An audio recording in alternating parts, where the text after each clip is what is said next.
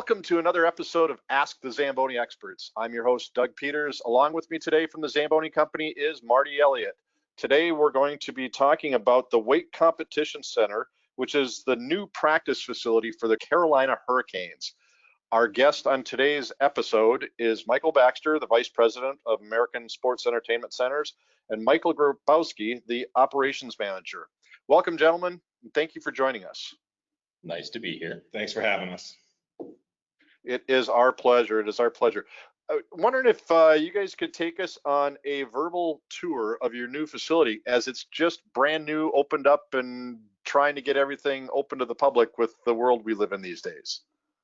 So it's a 115,000 square foot building that sits on like a 36-acre piece of property that houses a volleyball facility, which is its own separate building, gymnastics facility, a gym. Those two businesses are in the same building, and like an orthopedic office. We have two large turf lit soccer fields as well too, and then the ice rink building. So that's kind of the entire property that's here.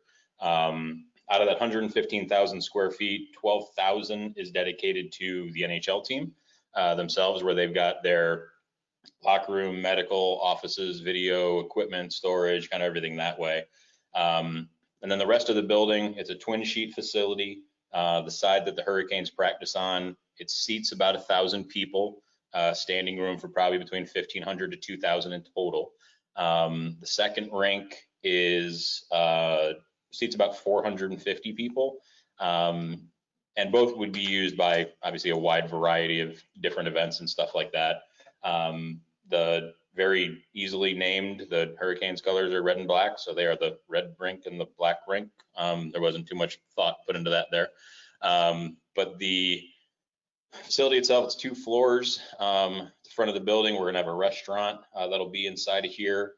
We have a pro shop run by a local group that we work with at other locations called 5 Hole Sports. We have a junior hockey and our largest youth hockey group that are in the area, both under the Junior Hurricanes kind of title, that'll both kind of be housed out of here. The junior team has some private locker rooms upstairs for their team. The youth team more has a dedicated workout space for them to do player development type stuff and things like that. It's an 8 locker room, 2 officials room, 1 auxiliary locker room facility. As we get to the back of the building, we have 3 private locker rooms upstairs that aren't tied to those organizations we had already talked about. Duke University as a club hockey team, they will have a private locker room here. North Carolina State University as a club hockey team, they will have a private locker room here. And then the Junior Hurricanes do have a girls premier program, which is like a 19U girls program that's also housed out of the building here. That's kind of everything that's on like the hockey operations and, you know, that type of standpoint. Outside of that, we have about 4,000 square feet upstairs that's dedicated to a sport specific school that's called Accelerator School. It's helped run by the junior program that's inside of the building. They offer on ice programming every morning as a part of their program, and it's actually originally a soccer based school. So part of their clientele goes outside and is on the soccer field in the morning, and then end up with the hockey kids inside, and then they go upstairs and do school from like 11 to 4 each day. To me, it's similar to like an IMG type of an idea. It's a sports academy type of a thing, and they take a lot of the space that's upstairs. That's awesome. That seems to be a bit of the trend across the country with some of the facilities. I've got a couple of questions for you guys with regards to the facility and it being the practice facility for the Hurricanes. I visited a few other NHL buildings that are practice buildings. Have you guys built in a lot of the amenities that would be there, like the stadium seating, and what kind of cooking capabilities do you guys have in there? Do they have their own chef that comes in and cooks for the players these days? So the rink that they practice on the red rink, it's not so much stadium seating. It's one single side where it's about 9 rows, and that's where it seats about that 950 to 1,000 people. Outside of that, I mean, in the way of like food facility type stuff, they have their own kitchen area inside of the Hurricanes do inside of their area. But the the group that's going to be running the restaurant that's on the front part of our building, they run a couple of like sports bar type businesses already in the Raleigh area and have a seafood restaurant in one of the outlying burbs. But the guy who is their head executive chef was the executive chef at PNC for a decade, right? So he has a fantastic relationship with the Canes. And I think a big part of the idea would be that he would be helping them a lot with their food and beverage needs throughout the day whenever they have events or practice or anything like that as well too. I did make myself clear enough on like stadium seating. I was wondering about that for like a video room. They've set up at Pittsburgh and down in Florida, I've seen where they've got a room that's almost like a mini theater that the coaches use, and the players get to sit back and are in comfort while they're watching the coach explain what they did either right or wrong. Were you able to incorporate a feature like that into your facility? They had most of the design thoughts when it got into their 12,000 square feet. They do have a video room inside of there. It does not have stadium seating or anything like that at all, but they do have a video review room that's right off of the coach's office. Great. One other thing I'm always fascinated, based on the fact that the cost of a hockey stick these days is pretty pricey. Do you guys have a vault or a locked area that the Canes use to put their hundreds of $1,000s worth of sticks in, or is that just something that they bring in and out of the building as need be? Their 12,000 square foot area is separated off of ours. So like the only two people that are inside of this building that have keys to get into their side of the world are Mike and myself. Other than that, they have their own exterior access where they can get in for their players and their staff and everything like that. So all of their equipment, their gym equipment, everything, it's in their, you know, kitchen area, their locker room, everything like that is all locked up on their side. It's not something that even our staff really has access to. Mike and I just do from running the building. Now, how long did it take to put this package together to get them to tie into moving from their old facility into becoming, I'm going to guess, somewhat of a partner for you guys in this new project? I mean, we were already partners with them. So we ran their, so Jeff, who's not on this call, but who is the main owner and developer of this project, he owned the building that we abandoned that they used to be at us with, which was Raleigh Center Ice, in pretty close to the middle of downtown Raleigh.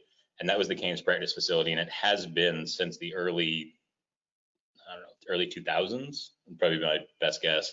It was a much older building. It was a building that was repurposed to become an ice rink. So it wasn't really built ground up.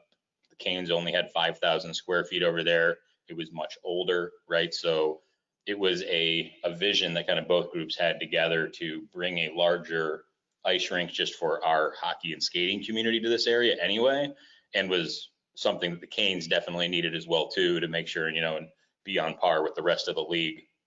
Our company, obviously, Doug, you know Brad, right? So we have stuff out west as well too, and we run the Kings training facility and the Lakers training facility out in LA, right? So I mean, you see what those have, and this is much more on par with that than what they had with us at the Raleigh facility.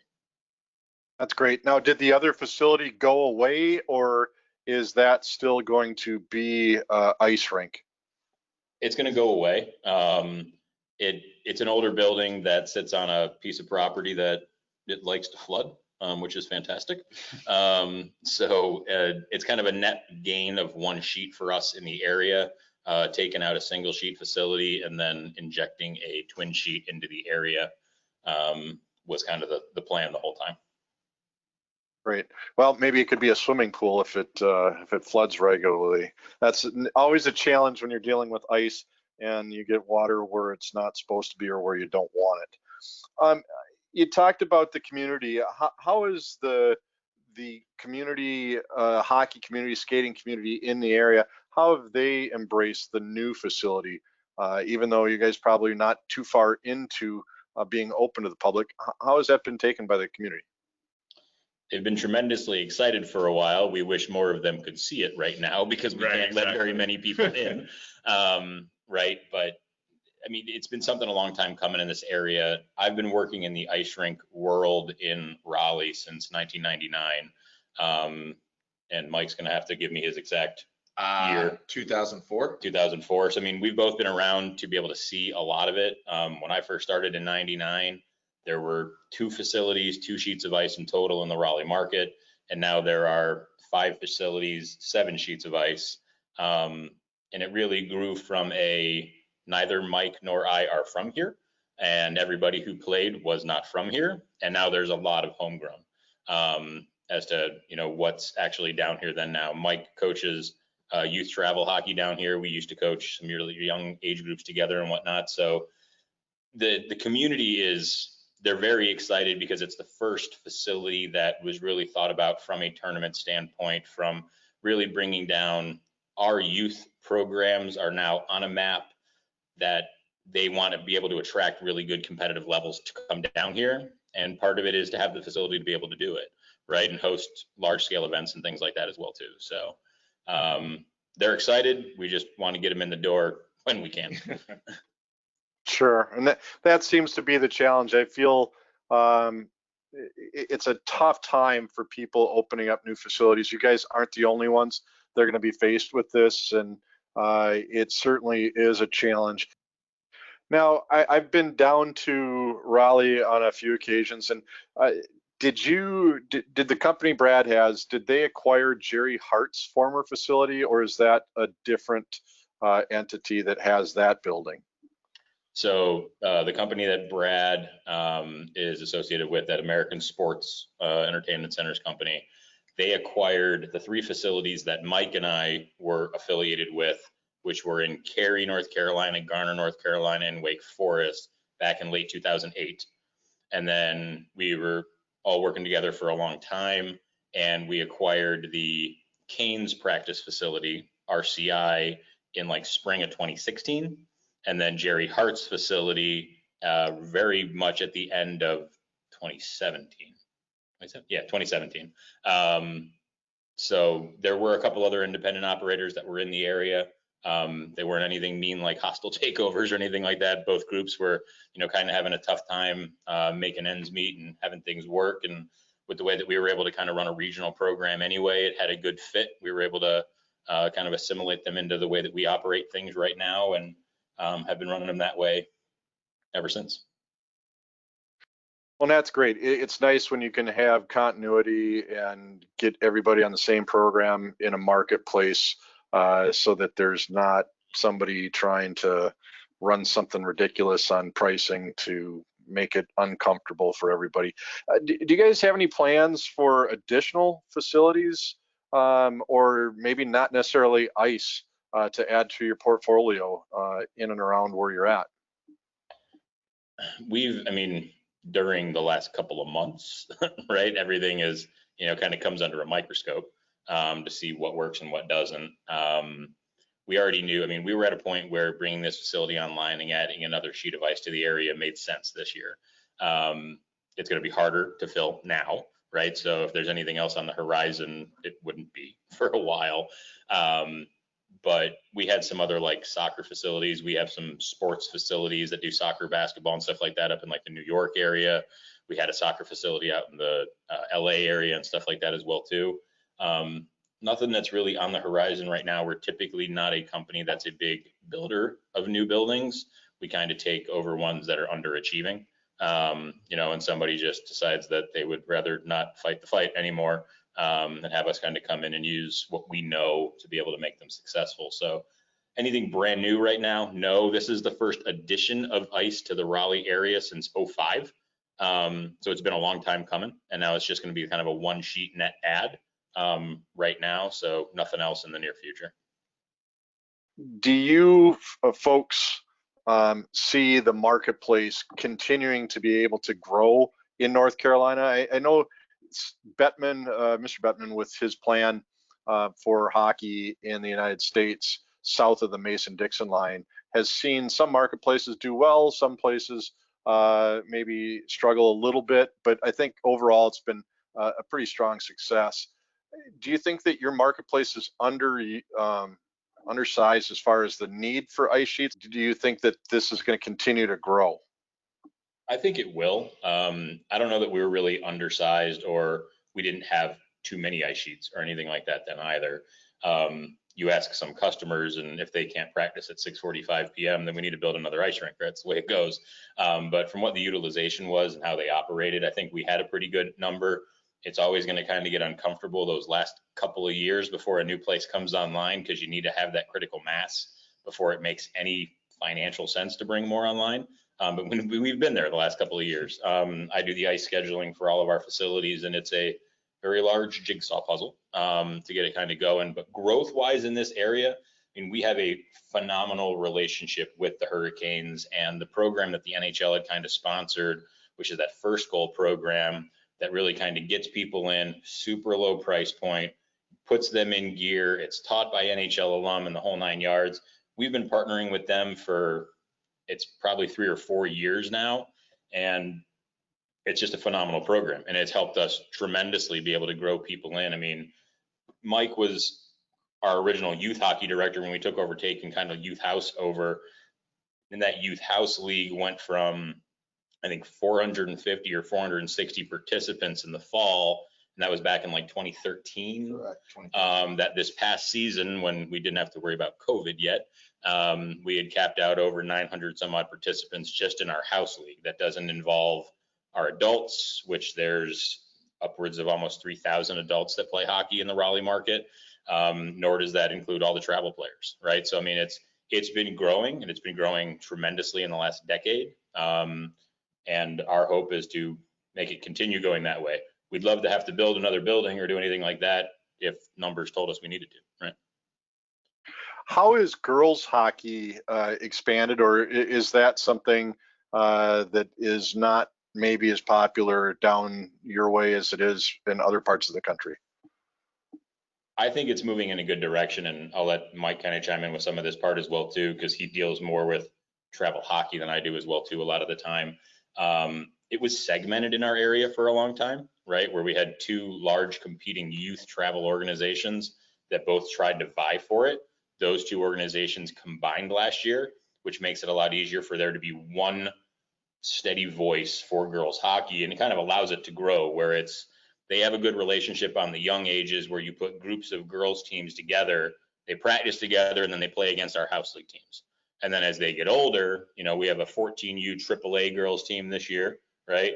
There's a 16U AA girls team this year. There's that 19U AA team that, I mean, with the facility that they've got here with their own private locker room, they're doing billeting the same way a junior program does and everything like that. So I mean, it's seen steady growth as well too. Probably, I wouldn't say the last decade, I'd say more the last couple of years, as things have kind of come together a little bit better. I would definitely say there's a larger focus on girls specific hockey within the last 3-4 years, in my opinion, for our area. Great, thank you very much. I'm going to lob this over to Marty to have him ask a few questions about the back end of the building and the challenges you might be facing there across multiple facilities. Thanks, Doug. Thanks. Hey guys, how you doing? Super well. Super well. So Michael Grabowski, you're the operations manager. You're probably more in charge of the ice maintenance team that operates within your facilities, I would take it? That is correct, sir. All right. So I noticed our brand manager put out a photo of the new Zamboni. Was that you on the Zamboni, Mike? That was me on the Zamboni. You got to take the maiden voyage, right? He really likes Exactly. it. Yeah, I'm a big fan of that, by the way.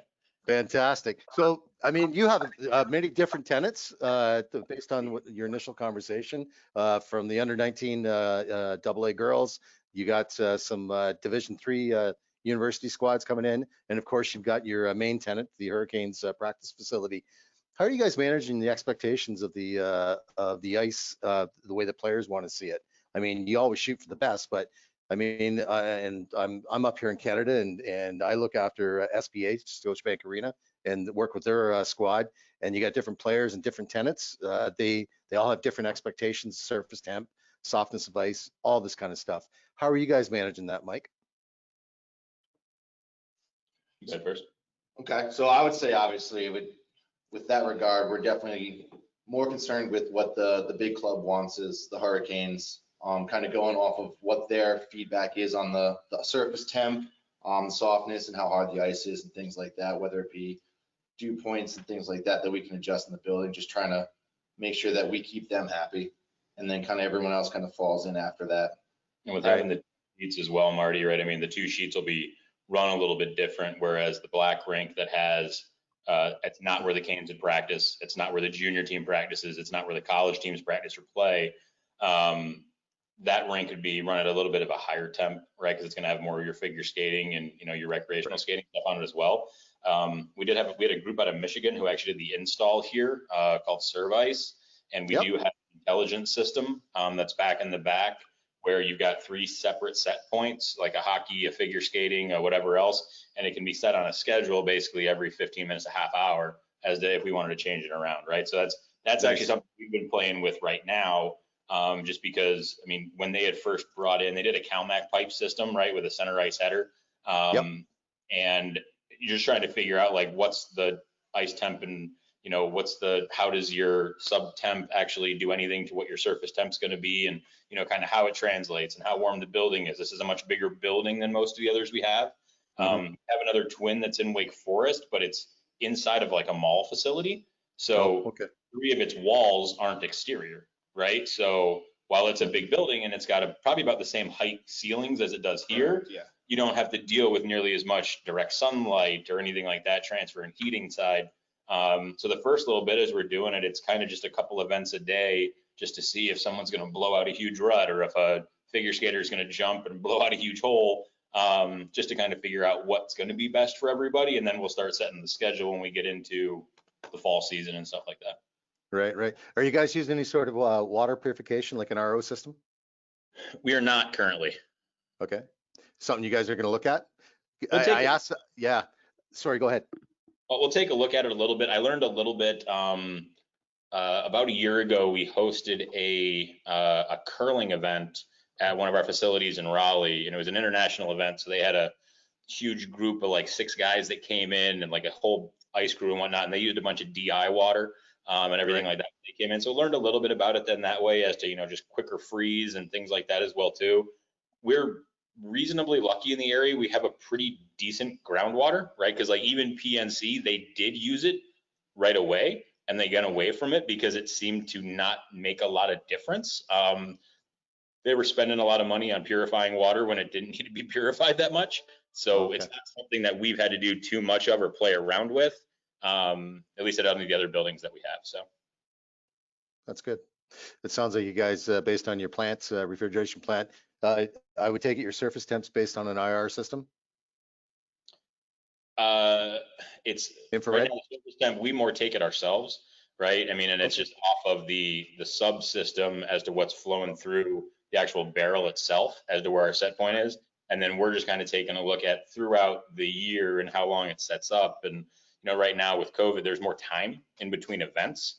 So when you do that, right, it translates different, right? It's what you always want from an operational standpoint. You cut and people don't jump on it right away when it's wet, which is great, right? Whereas in a normal world, you cut the ice and before you have the doors closed, 6 kids are already out on the ice wheeling around. So, you know, just we want to see how that goes. I mean, obviously right now, if we have the set point at 15, you come in the next morning, surface temps at 15, right? You know, so how that translates throughout the day and as it gets warmer.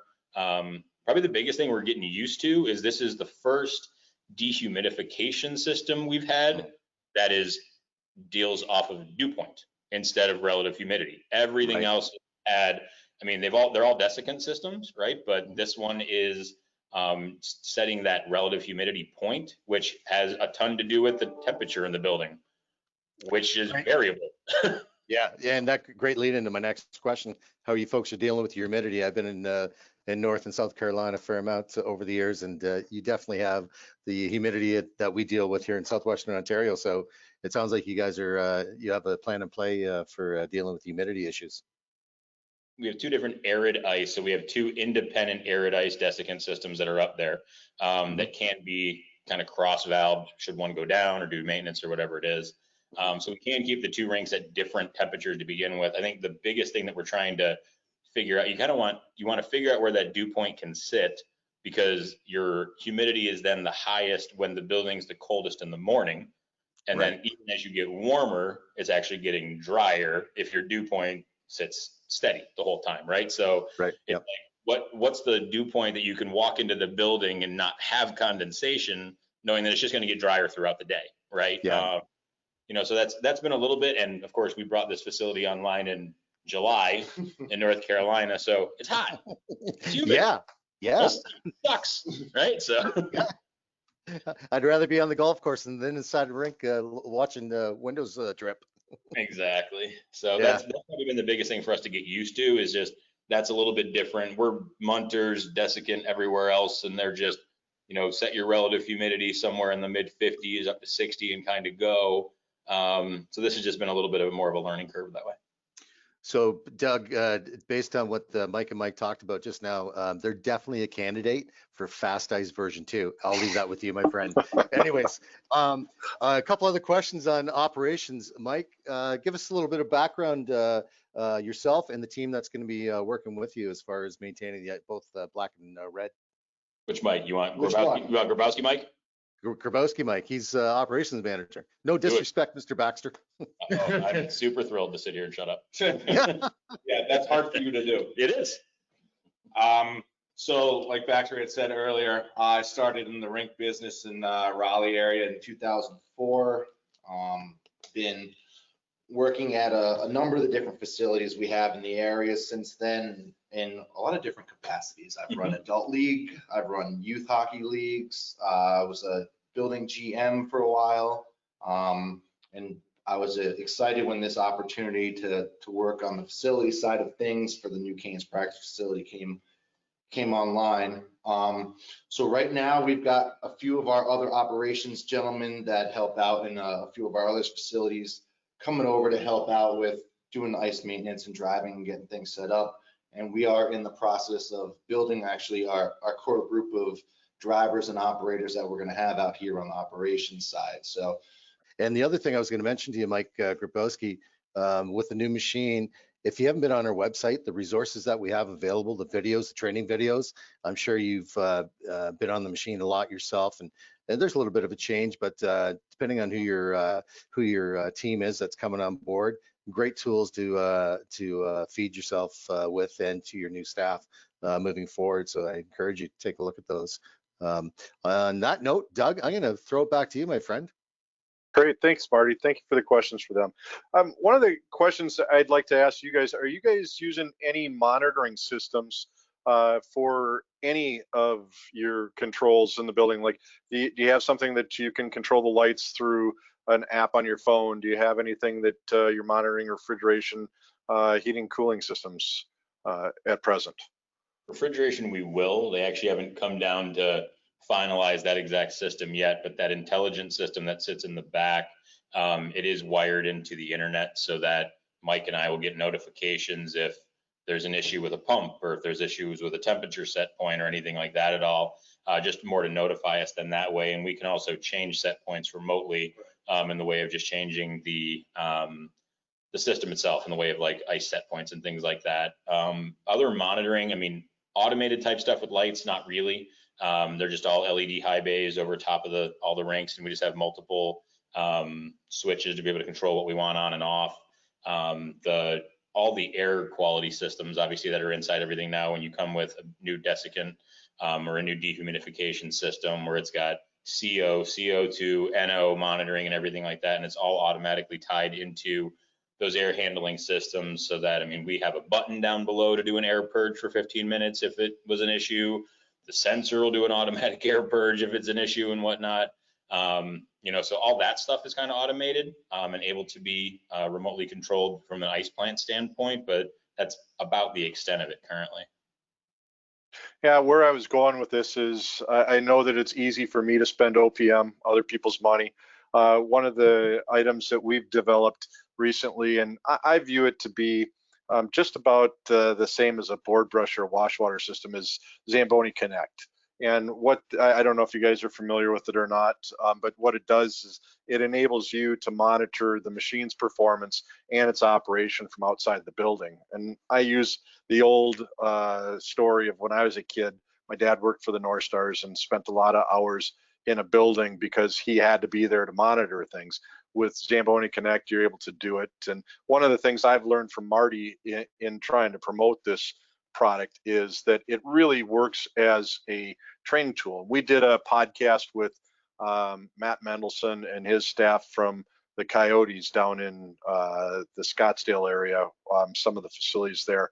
They've got this on their machines, and they've found it to be a very useful tool to train the operators to judge how things are going. And then they're also using it if they get complaints from user groups to take a look at, they said, oh, there's too much this, there's too much that. If the water is consistent from one resurface to the next, they can say, well, this is what we put down on a prior sheet of ice and that was okay, and this is what we put down on this one. So something maybe, again, it's real easy for me to spend Brad and your guys' money, but something maybe down the road you might want to consider taking a look at to make your lives easier and be more automated, because through a click of an app on your phone or tablet or your computer from offsite, you'd be able to monitor. You'd be at the beach like the other gentleman that Jeff was supposed to be, so he could watch how you're driving the machine. So a little big brother there, Doug. It's a little big brother, buddy. It's a little, but it's really a useful tool in not so much to try to catch somebody doing something, but to just be consistent. And I think that that's probably one of the big challenges that ice rink owners and operators are faced with, and especially down your area. How many people really know what an ice resurfacer is? So Mr. Grabowski was the general manager at our facility in Garner for a long time. And we would, our Olympia back then wasn't a Zamboni, I apologize. That's okay. We would take our Olympia and drive it down the road in the Christmas Day parade. And Mr. Grabowski would always be the one on the Olympia and driving down the street, and every kid would say, "Why is a street sweeper in the Christmas parade?" Every single time. Oh, year after year. Hey, look, it's a street sweeper. It's funny when you talk about that. We'd go to the American Public Works shows in the past, the southeast part of the states. It's a different marketplace. What kind of differences do you guys see as far as how your ice sales go? Because that's basically what you're in the business is to sell your product, which is ice. How do you guys see that as different from other parts of the country that you have? I know you guys have got a facility up in New York State.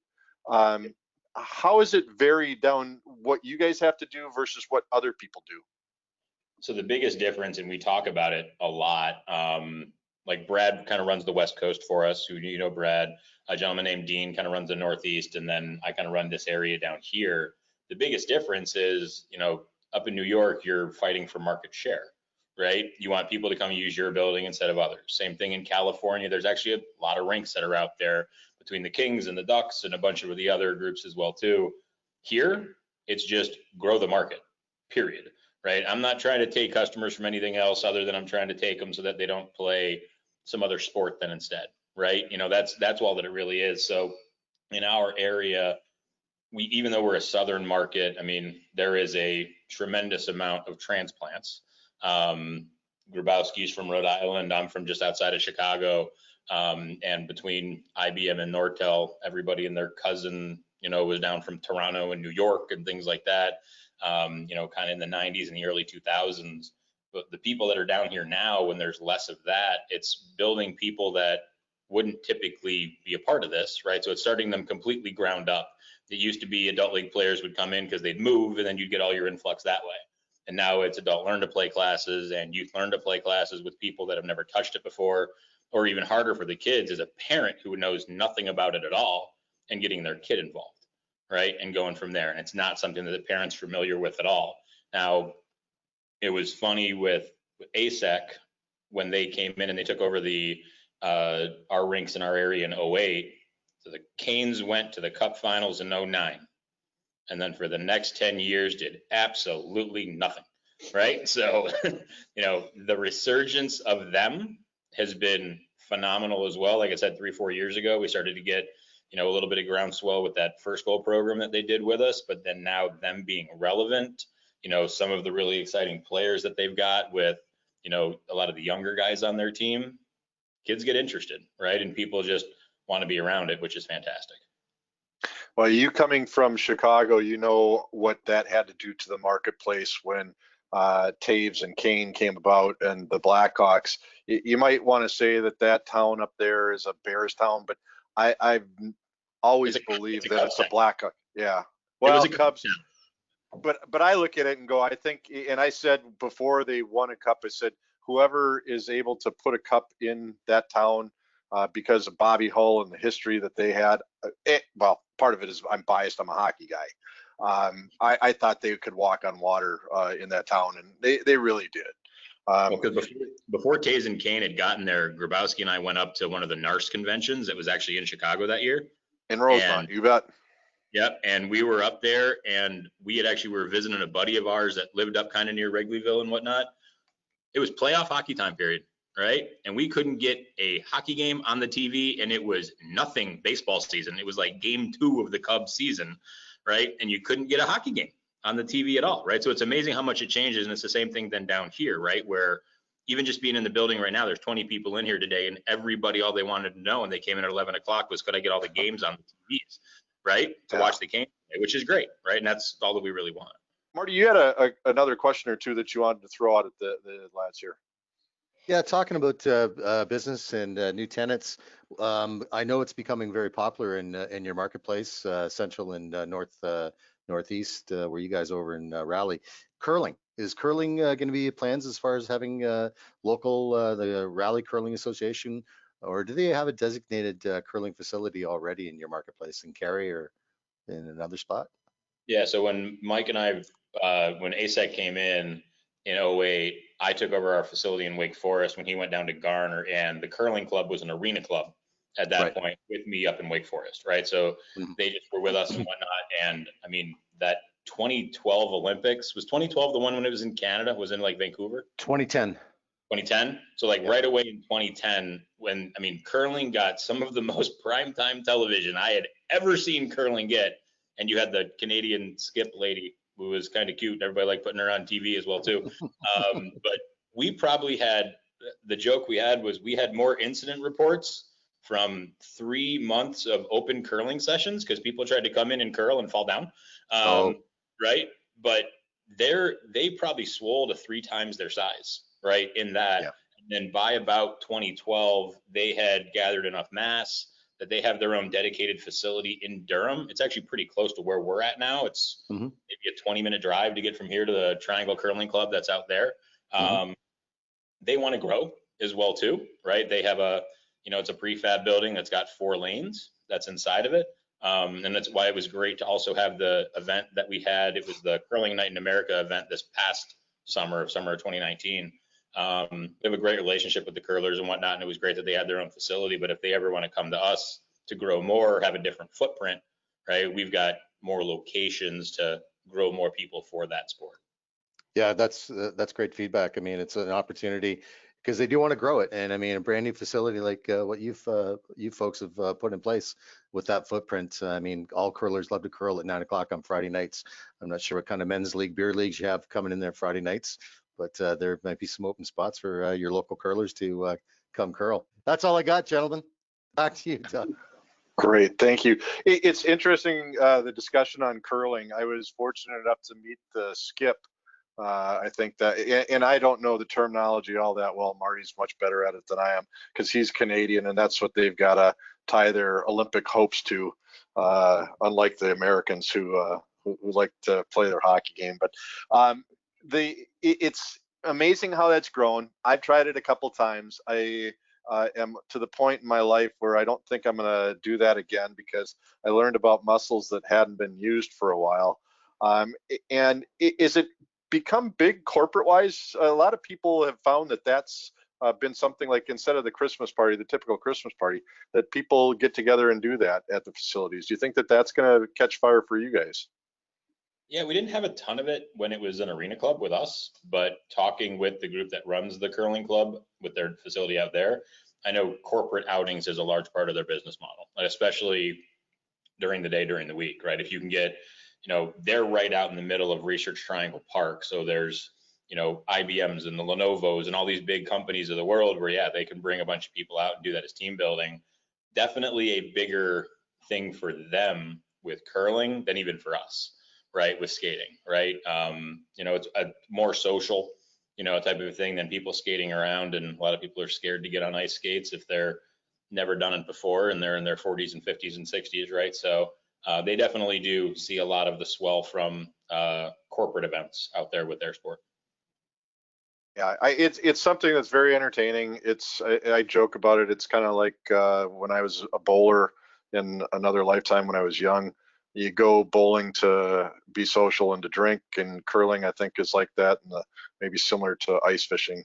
You go, you hang out, you have a few beers, and enjoy the time. We're getting to the end of our time, and it's great that I've got a Chicago guy here, because one of the hooks that I have with this is that I like to talk about food. I'm a bit of a foodie, and I've enjoyed when I was down for the All-Star game a few years ago, and I'm trying to remember, maybe you guys can help me out. There was a restaurant called the Flying Biscuit or something along that lines. Are you guys familiar with that? Biscuit Cafe, my friend. Okay. They had like baked macaroni and cheese, which was like out of this world, if I remember that correctly as well. Yep. And do they have multiple locations, or is that just a one-off spot that we happen to find? Flying Biscuit, I don't believe that they do, but I mean, you want to talk about a couple different places in the area that have some pretty good mac and cheese. You got some Pool's Diner, which is Ashley Christensen, who's a real big, you know, one of those James Beard winners, right? And things like that. But Raleigh's actually turned into a very large foodie type town as well too, with Southern comfort food. So you can come down, you're going to go home in a coma in a week, but we'll show you lots of good places to go and have fun. So what is your go-to food down in that area? I've had the barbecue when I toured around North Carolina, and it's a different sauce. It's not necessarily your typical sweet Casey masterpiece. They've got vinegars and they've got different kinds of things. But what's your guys' go-to food down there? The nice part is that it is pretty eclectic. I mean, it is known for barbecue, right? Because there's so much transplant that's down here. I mean, like, there's a ton of Greek restaurants. There's a ton of really nice steakhouses. The Southern comfort food, like the soul food type stuff, you know, those are probably the ones that are bigger just to our area. Pool's Diner, right, is the one that I was trying to tell you about that had the crazy mac and cheese. You come down, they don't have it on a chalkboard. You go in, and that's the deal, man. You get 5 things to pick, and you're not going to screw up with any of them. They're all fantastic, right? So breakfast, lunch, and dinner. You got it, my friend. It's heavy. Everything's heavy, right? So good. I mean, food, and then a bunch of breweries. It's turned into a huge brewery area as well too, right? So okay, we're gonna go Chicago here. Best Italian beef in your area, or do you have to have it shipped in from Chicago? You'd have to have it shipped in from Chicago. There's not really much of that here. I mean, I'm a Portillo's guy from around that area and stuff like that. There you right? go. You know, but yeah, we have a Portillo's out here, not too far. It's just a little too far for me to go for lunch when I'm at the plant, but not too bad when I'm looking to go get a dinner. Then I want something different. And is there going to be, you brought that up, is that your favorite hot dog, or do you have some other kind of hot dog place that maybe is down there or back in Chicago? Well, I mean, there's hot dogs between the two different places. Grabow's a bit more of a hot dog aficionado than I am, but hot dogs at those two different places, they're not even remotely the same. Right. Down here is a Snoopy's. It's like a red hot dog, and if you say you want a hot dog, it comes with mustard, onion, and chili. And you don't have to say any of those things. That's just how your hot dog comes. That's what you get, unless you tell them otherwise. Whereas obviously in Chicago, it comes with a salad on top, right? So. Exactly. So you guys, the dogs, then they're maybe similar to what's in the Cincinnati area, where Marty and I visited, and I took them to, I forget what the heck the name of it was, but they were like miniature hot dogs, and they're about half size. They had chili on them, and they had shredded cheese, and they were great for indigestion. I didn't have one. He ordered a half a dozen of them, and he finished every single one. And I was going to call the coroner. I figured he was going out in a stretcher. I couldn't believe he ate all 6. The Snoopy's here, yes, they're smaller hot dogs, and they usually stay open until about 4 o'clock in the morning. And Grabowski may be well known for having a couple of drinks at a night and then ordering 8 to 10 of them. Kind of going from there. Yes. And they're not as small as you're thinking, Marty. They're not a terribly small hot dog. He's just hungry when he's been drinking. Attaboy, you're my hero. You're my hero. And is there a pizza place? Since you can't eat that many. Yes. Is there a Giordano's or is there a Lou Malinati's or? There was a Nuno's in the area for a while. And okay. It just didn't last. Yeah, I'm not a big fan. I've had that and I just look and go, no, get me to where I can go to Lou's and there's a ton of pizza places that I just can't recall. I like finding the hole in the wall place and dealing with that. But I'll come down that way and have to take me to this Pools place and I can check out the mac and cheese. That sounds good. Or the breakfast, lunch, and dinner. That sounds good as well. So I want to thank you very much for coming on and spending your time with us. It's very helpful for us to reach out to our customers and to learn more about what's going on in their world. We want to thank everyone for listening in to another episode of Ask the Zamboni Experts podcast. Have a question for one of our experts or an idea for a future episode? Please email your questions or requests to info@zamboni.com. For more info and additional podcast episodes, please visit zamboni.com/podcast or search Ask the Zamboni Experts on Apple Podcasts, Google Podcasts, and Spotify. This is Doug Peters speaking for Marty Elliott, wishing you a nice day.